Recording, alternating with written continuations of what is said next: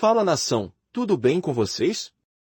Hoje nós vamos entrar mais a fundo sobre as novidades do Flamengo, então vamos começar falando sobre a escalação do Flamengo.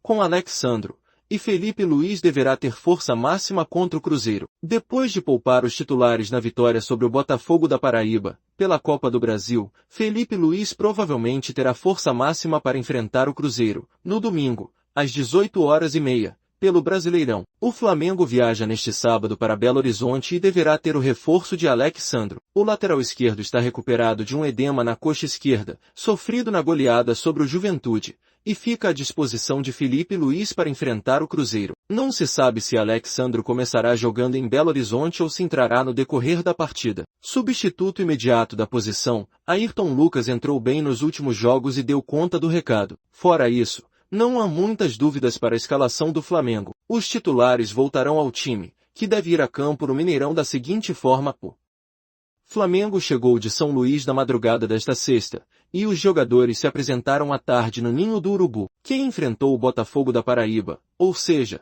os reservas, fez trabalho de recuperação. Os demais, no caso os titulares, foram a campo. Felipe Luís ainda terá o treino de sábado para ajustar o time que enfrentará o Cruzeiro no Mineirão. Mudando de assunto, o Flamengo paga R$29 milhões por 50% dos direitos de plata. Veja balanço do primeiro trimestre. Dos quase R$100 milhões investidos em atletas até aqui em 2025, 30% são referentes ao pagamento feito ao Al-Sadd, do Catar, por causa de meta batida pelo atacante equatoriano. No balanço financeiro do primeiro trimestre de 2025, o Flamengo indica investimento de cerca de R$100 milhões em compras de jogadores. Quase 30% deste valor, R$29 milhões, são referentes à compra de 50% dos direitos econômicos de Gonzalo Plata junto ao Al-Sadd, do Catar. O Flamengo contratou o atacante equatoriano em agosto do ano passado por cerca de $9 milhões. Inicialmente, o clube pagou $4,25 milhões, R$24 milhões na cotação da época, para a liberação imediata do jogador, e ficou estipulado que se Plata atuasse por mais de 500 minutos no primeiro ano, o Fla precisaria pagar mais $3,9 milhões.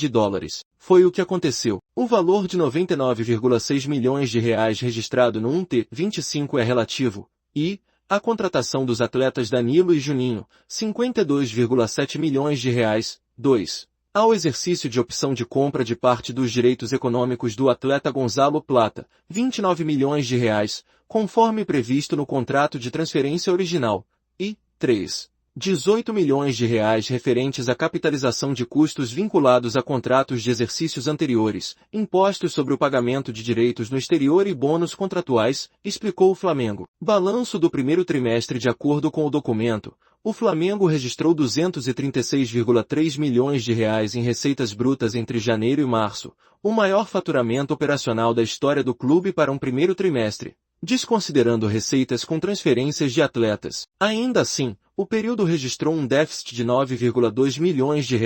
Isto é uma característica comum do modelo de negócios do Flamengo, em virtude da sazonalidade das competições disputadas. Só registramos superávit no primeiro trimestre em 2 dos últimos 5 anos, em 2023, em virtude da venda do atleta João Gomes por R$103 milhões, e em 2021, por conta do atraso na disputa do Campeonato Brasileiro de 2020 em decorrência da pandemia, o que gerou o registro de receitas relativas a esta competição no primeiro trimestre. Ponderou o clube encerrou o primeiro trimestre com R$79 milhões em caixa, registrando um aumento de R$30 milhões em relação ao valor que estava disponível ao fim de 2024. O fluxo positivo neste trimestre deve-se principalmente, ao resultado da primeira janela de transferências, em que houve a venda do atleta Fabrício Bruno com recebimento à vista. No primeiro trimestre, o clube registrou uma receita bruta de R$46,4 milhões com venda de atletas, esclareceu o Flamengo no documento. Recentemente,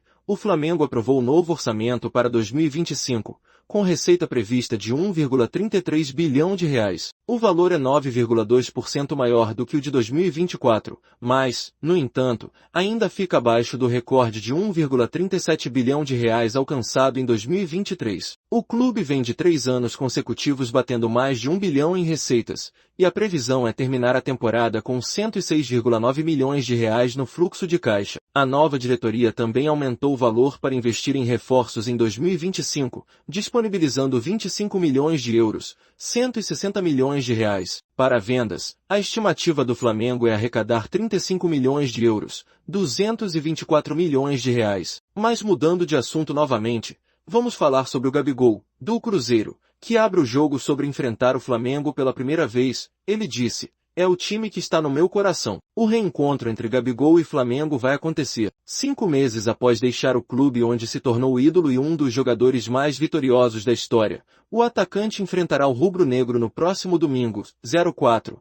agora defendendo as cores do Cruzeiro. A partida pela 7ª rodada do Campeonato Brasileiro acontecerá no Mineirão, com bola rolando às 18h30 de Brasília. Ele também disse: "Todo mundo sabe o carinho e o amor que tenho pelo Flamengo", admitiu o atacante na saída do gramado após a vitória sobre o Vila Nova. "Isso eu nunca vou esconder, é o time que está no meu coração. Espero que seja um encontro legal e que o Cruzeiro vença." Gabigol se despediu do Flamengo após 6 temporadas no clube, com 160 gols, sendo 16 em finais, e 13 títulos conquistados. Com contrato com o Cruzeiro até dezembro de 2028, o atacante tem 7 gols em 15 partidas. Mudando de assunto novamente, o pai de Joshua comemora estreia e gol do filho pelo Flamengo.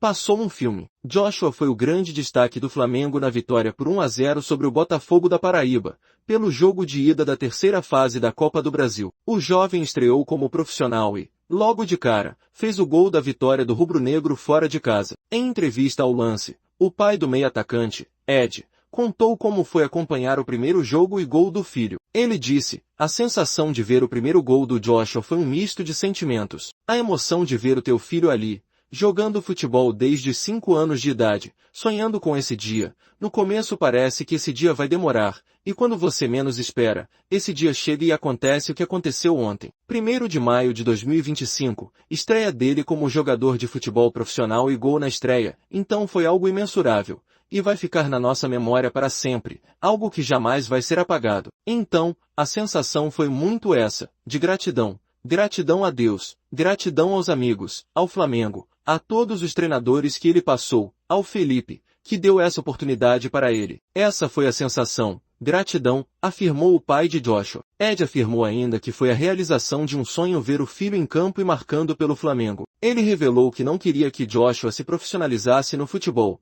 mas o garoto amou o esporte, e o futebol também o amou. Continua após a publicidade: "É a realização de um sonho, né?